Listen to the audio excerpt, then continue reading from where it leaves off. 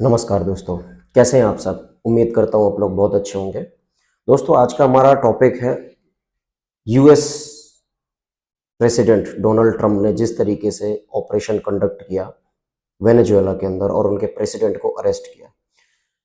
अभी प्रश्न ये है कि क्यों किया, कैसे किया और उससे उनके क्या बेनिफिट है और ग्लोबल लेवल पे उसको क्या उसके साइड इफेक्ट होने वाला है। आइए समझते हैं इस चीज़ को। सबसे पहले हम समझने की कोशिश करते हैं कि इन्होंने कब किया। जैसा कि हम आपको पता है कि 3 जनवरी को रात के समय में ये ऑपरेशन यूएस मिलिट्री जो डेल्टा फोर्स है उसकी तरफ से कंडक्ट किया गया। दोस्तों, यूएस की यानी कि ट्रंप की हिम्मत को देखिए।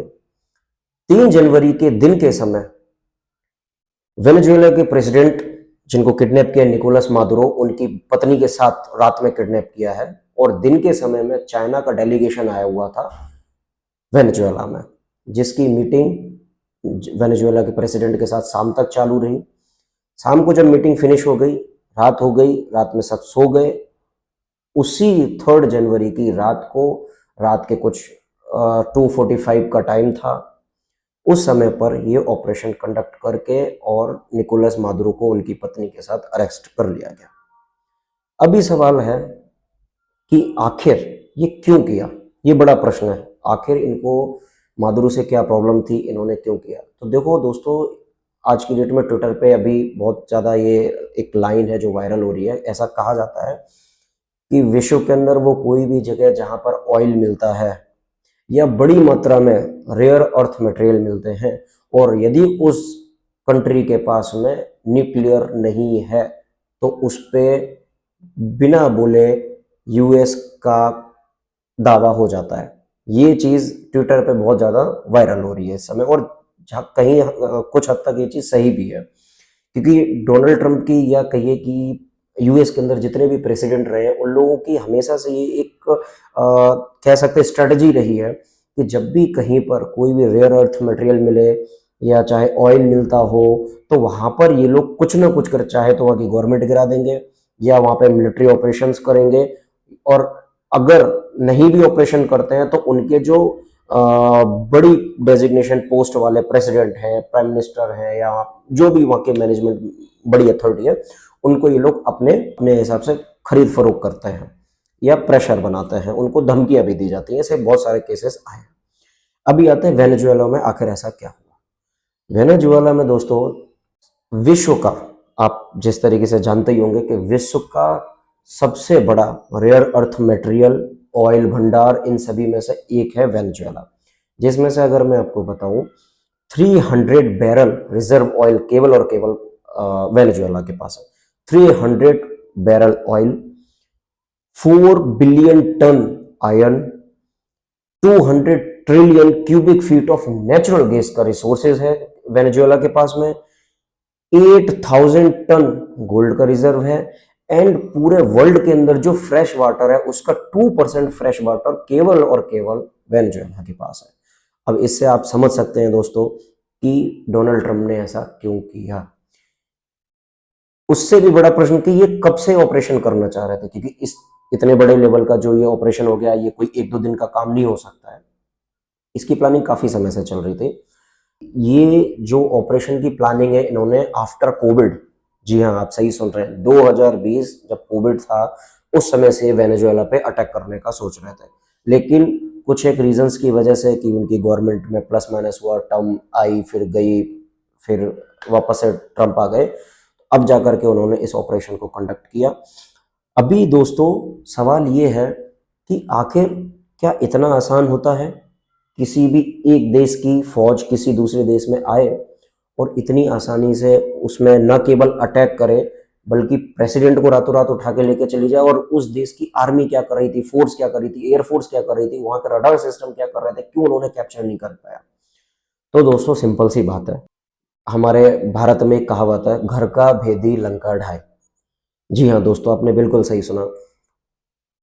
वेनेजुएला के अंदर उनके एक वाइस चीफ आर्मी स्टाफ थे, वाइस चीफ थे जो आर्मी के, उनको उनके साथ खरीद फरोख्त की गई थी और उनको खरीद लिया गया था।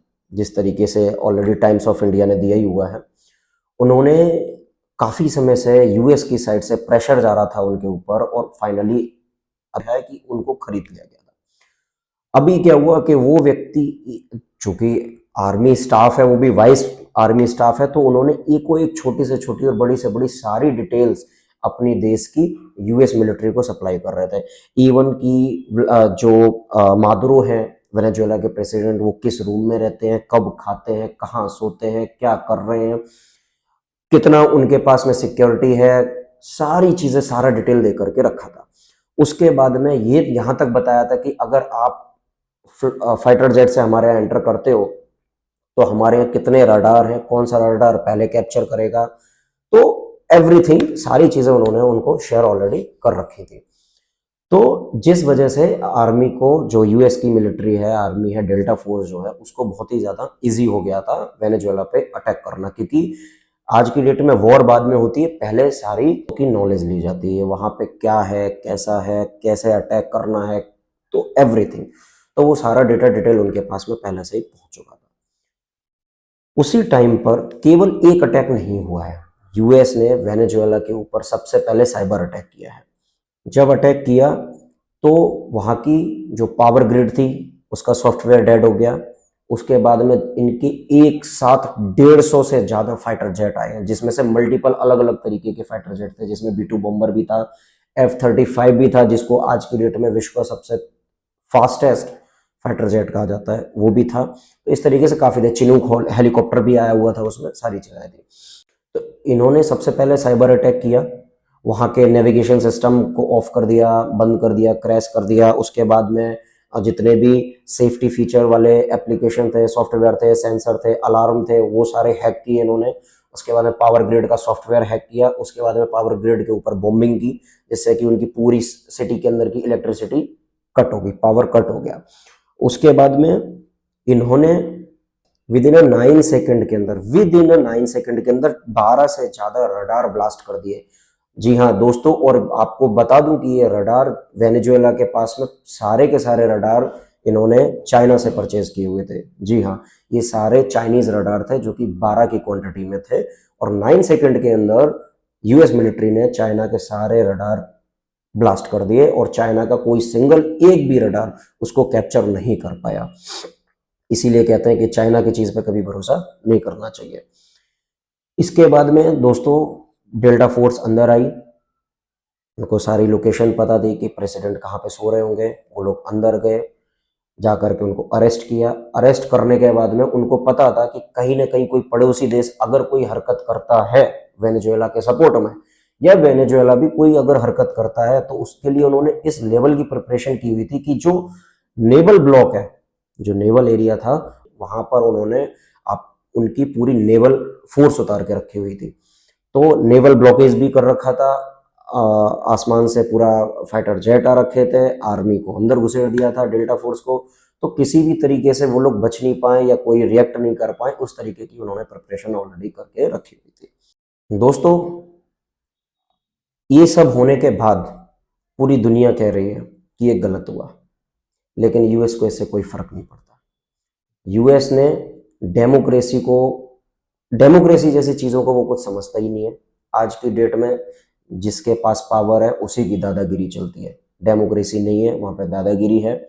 और आज की डेट में यूएन बना हुआ है, लेकिन यूएन सिर्फ और सिर्फ जब भी अमेरिका को कोई भी मैटर होता है तो सिर्फ और सिर्फ चुप रहने के काम आता है और कुछ नहीं करता। दूसरे अगर किसी कंट्री का कोई भी हरकत करती है, अगर कोई दूसरी कंट्री कोई भी हरकत करती है, तो यूएन तुरंत उस पर ऑब्जेक्शन ले लेता है। लेकिन जब भी बात यूएस की आती है तब यूएन हमेशा चुपचाप हो जाता है, जो कि अभी भी हमें देखने को मिल रहा है।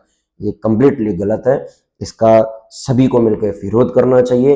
क्योंकि अगर आज यूएस इसी तरीके से ऑपरेशन कंडक्ट करता रहा किसी भी देश में अंदर जा करके और वहां के प्रेसिडेंट को उठा लाया, तो दोस्तों सोच करके देखिए कि भविष्य में इतने बड़े बड़े पावर वाले जो दूसरे देश हैं, लाइक रसिया है, फ्रांस है, कल को चाइना भी है, कल को फिर वो लोग भी करने लगेंगे। हो सकता है कल को चाइना ताइवान पे अटैक करके और वहां के प्रेसिडेंट को उठा ले रातों रात, क्योंकि वो पावर कंट्री है। और वो भी बोल देगा यूएन में कि भाई यूएस ने उठाया था तो हमने भी उठा लिया। तो इसका विरोध होना चाहिए। बाकी आप इसके बारे में क्या समझते हैं कमेंट करके हमें जरूर बताएं। धन्यवाद, नमस्कार।